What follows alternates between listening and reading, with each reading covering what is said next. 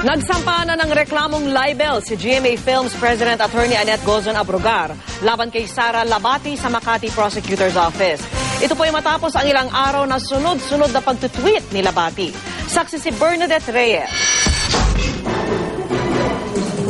Reklamong libel ang iniharap ni GMA Films President Attorney Annette Gozon Abrugar laban kay Sara Labati dahil sa umano'y mga mapanirang post nito sa Twitter. Tinukoy ni Abrugar ang mga tweets ni Sara noong January 7 kung saan pinaratangan siya at dating Artist Center Head Arsenio Baltazar ng paggawa umano ng under-the-table transaction sa mga artista ng GMA at pamumuwera sa umano kay Sara na pumirma ng kontrata sa Icon Celebrity Marketing. Sa kanyang complaint affidavit, sinabi ni Abrugar na hindi niya pinuwersa si Sara o sinumang artista ng GMA na pumirma sa Icons.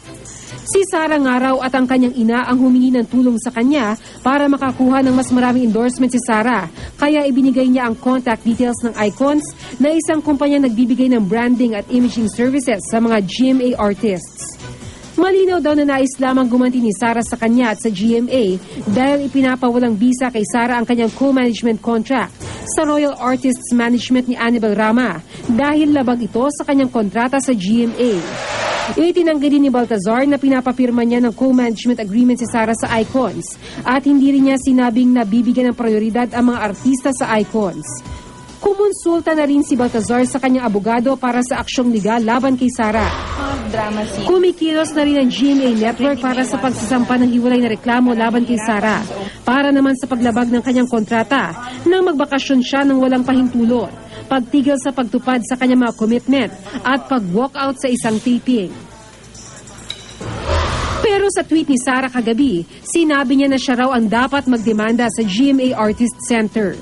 Hindi pa raw kasi siya umano nababayaran sa 2 pelikula, guestings at out-of-town shows mula pa noong 2010. Sabi pa niya, may pruweba umano siya tungkol sa sinasabi niyang under-the-table deal ng Icon sa GMA.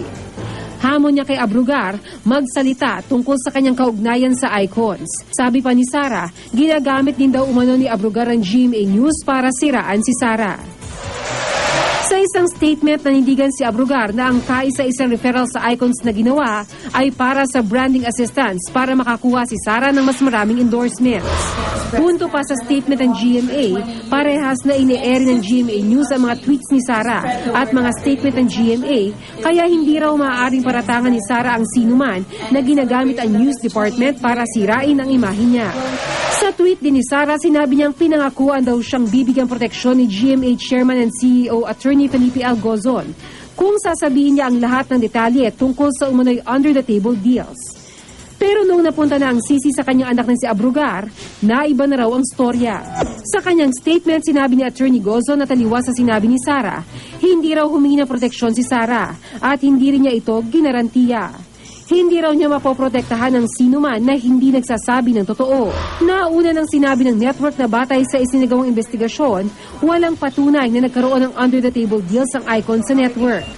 Nabayaran na rin daw si Sara para sa kanyang pelikulang Basement sa GMA Films. Naantala lang daw ang pag-release ng bayad dahil na rin kay Sara dahil hindi niya agad ibinalik ang kanyang pirmadong kontrata. Patuloy pa rin naming sinusubukang makapanayam si Sara pero wala pa rin kaming nakukuhang tugon. Ako si Bernadette Reyes, ang inyong saksi.